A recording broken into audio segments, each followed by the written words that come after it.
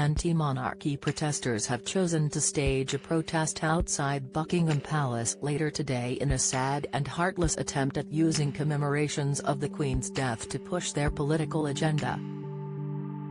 ITV News Royal editor Chris Shipp tweeted an advert from the hashtag #NoMoreRoyals stating the group planned a rally to mark a year of Charlie's reign and to No More Royals. Writing about the stunt, Chris Shipp tweeted, "One feature of the new reign of Charles III has been the increasingly visible and noisier campaign for the UK to become the Republic."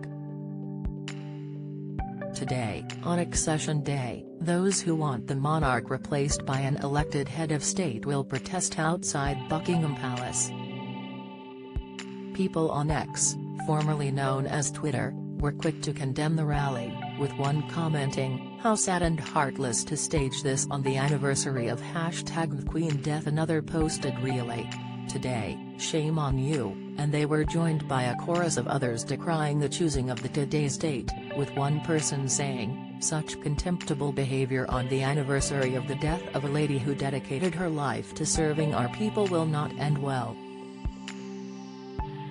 Brit and U.S. veterans build PTSD Center for Ukrainian soldiers and animals. Today the King and Queen will commemorate the life and service of Queen Elizabeth II with private prayers and a moment of reflection on the first anniversary of her death. Charles and Camilla, who are staying at their Balmoral estate in Aberdeenshire, will attend nearby Crathie Kirk for the poignant event at the church where the late Queen worshipped.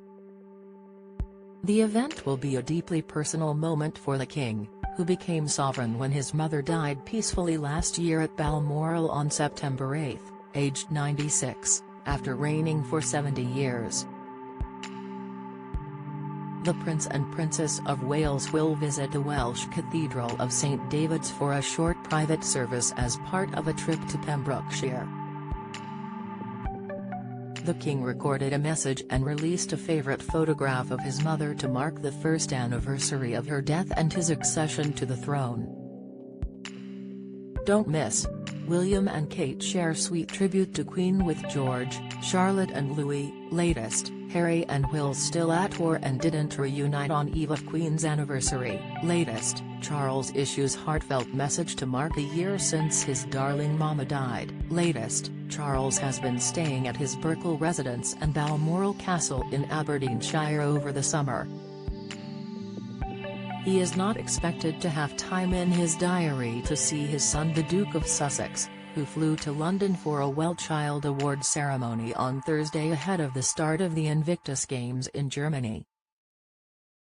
Harry paid tribute to his grandmother in his speech at the event, saying, "I know exactly 1 year on that she is looking down on all of us tonight, happy we're together," continuing to spotlight such an incredible community. Soldiers and horses who took part in the state funeral procession and proclamation salutes for the new reign will return for Accession Day gun anniversary salutes in the King's honour on Friday. Captain Amy Cooper, who was the lead rider in the procession which carried the coffin to lie in state in Westminster Hall, will give the order to fire a 41-gun salute at midday in London's Hyde Park. A 62-gun salute will also be fired at the Tower of London by the Honourable Artillery Company. The regiment and the King's Troop were responsible for gun salutes following the death of Queen Elizabeth II.